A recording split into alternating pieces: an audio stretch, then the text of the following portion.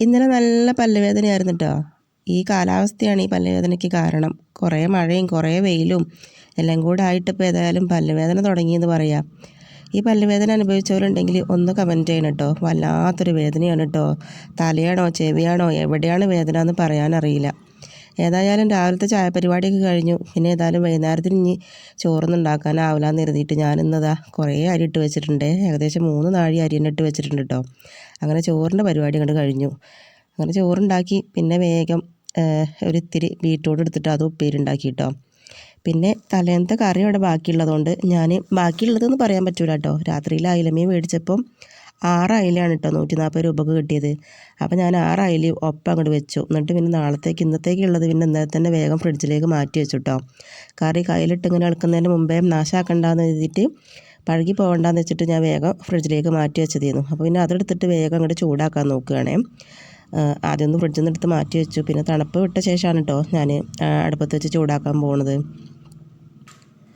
അങ്ങനെ വേഗം ഗ്യാസൊക്കെ കത്തിച്ചു വേഗം അങ്ങോട്ട് ചൂടാക്കല്ല തിളപ്പിച്ചെടുക്കുക എന്നല്ലേ പറയുക. അങ്ങനെ കറി അങ്ങോട്ട് തിളപ്പിച്ചെടുക്കട്ടെ. അങ്ങനെ നമ്മൾ അയിലക്കറി അങ്ങോട്ട് ആയിട്ടുണ്ട് കേട്ടോ. പല്ല് വേദനിച്ചിട്ട് ഒരു സ്വൈര്യമില്ല കേട്ടോ. എന്താണെന്നറിയില്ല, വെയിൽ ഇങ്ങോട്ട് കൂടുന്തോറും അധികം പല്ല് വേദന വരിക. നല്ല നീരിൻ്റെ പ്രശ്നം ഉണ്ട് കേട്ടോ എനിക്ക്. അങ്ങനെ ഏതായാലും പല്ലുവേദനയുടെ ഇടയിൽ കൂടെ വേഗം ചോറുണ്ടാക്കി കറി തിളപ്പിച്ച് വെച്ച് ഉപ്പേരിയൊക്കെ ആക്കി. പിന്നെ ഞാനിതാ എൻ്റെ മണി പ്ലാന്റൊക്കെ നോക്കുകയാണ് കേട്ടോ.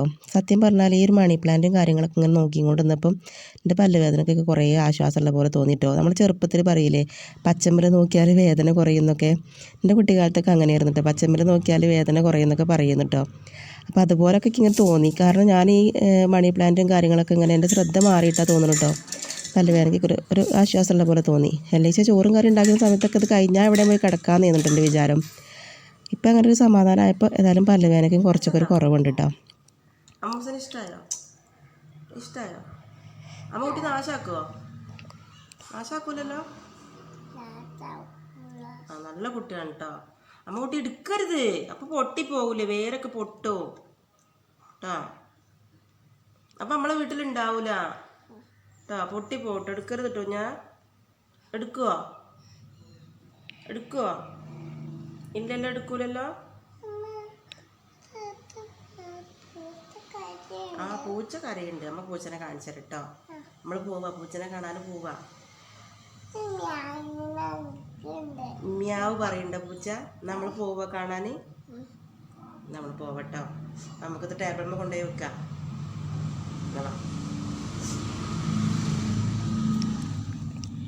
അങ്ങനെ ഏതായാലും ഞാൻ ഒരുവിധം കൊണ്ടുവന്നിട്ട് മേശമേലൊക്കെ വെച്ചിട്ടുണ്ട് കേട്ടോ. ഇത് നാശമായിട്ടില്ലെങ്കിലും പൊട്ടിപ്പോയിട്ടില്ലെങ്കിലൊക്കെ വീണ്ടും നമ്മളെ വീഡിയോയിലൊക്കെ കാണിക്കാം കേട്ടോ. ഞാൻ എൻ്റെ മക്കളല്ലേ, ചിലപ്പോൾ അതൊക്കെ എടുത്ത് തല കുത്തനെ എറിഞ്ഞിട്ടുണ്ടാവും. പൂച്ചേനെ കാണാനുള്ള പോക്കാണ്ടാ പോണത്. നമ്മളെ വീടിൻ്റെ അടുത്തുള്ള പൂച്ചയെന്ന് പറയാൻ പറ്റില്ല. അവിടെ വന്ന് കൂടിയൊരു പൂച്ചയാണ് ഇട്ടത്. അലമ്പൊന്നും ഇല്ലാത്ത പൂച്ചയാണ് കേട്ടോ. അപ്പോൾ പ്രസവിക്കാനായപ്പോൾ ആൾ ഞങ്ങൾ അടുപ്പിൻ്റെ താഴെയാണ് കേട്ടോ വന്നിട്ട് പേൻ പ്രസവിച്ചത്. 5 കുട്ടികളുണ്ട് കേട്ടോ.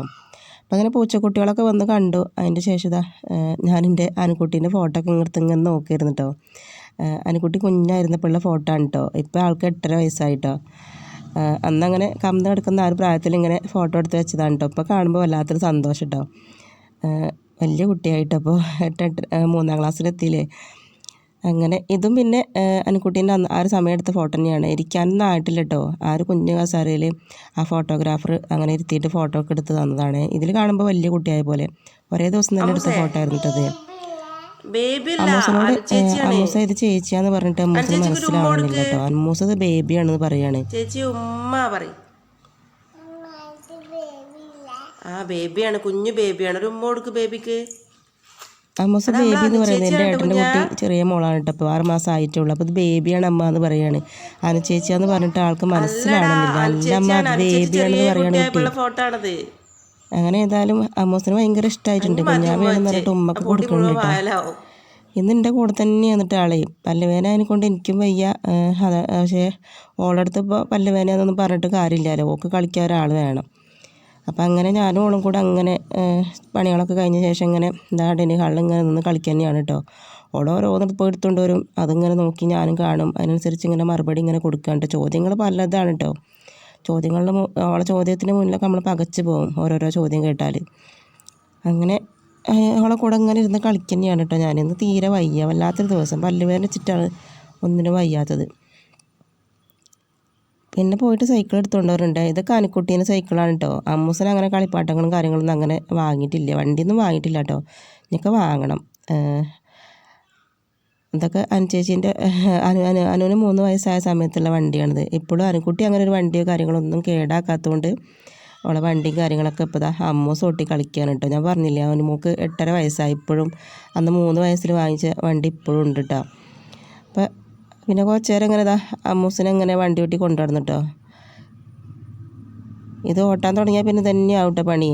മനുഷ്യനെ എവിടെ ഒന്നും ഇരിക്കാൻ പെൺകുട്ടി സമ്മതിക്കില്ല. പിന്നെ എനിക്ക് ആവില്ലാന്ന് പറഞ്ഞിട്ട് ഞാനവിടെ നിർത്തി വെച്ചേ. പിന്നെ അമ്മൂസൂട്ടി ഇതാ ചോറ് കഴിക്കാൻ കേട്ടോ. അച്ഛനും അച്ഛമ്മയൊക്കെ ഉണ്ട് കേട്ടോ അപ്പുറത്തെ. പിന്നെ ഓരവിടെ കഴിക്കുമ്പോൾ ഞാനിപ്പുറത്ത് ഇതാ ടി വിയും കണ്ടുകൊണ്ടാണ് കേട്ടോ കഴിക്കുന്നത്.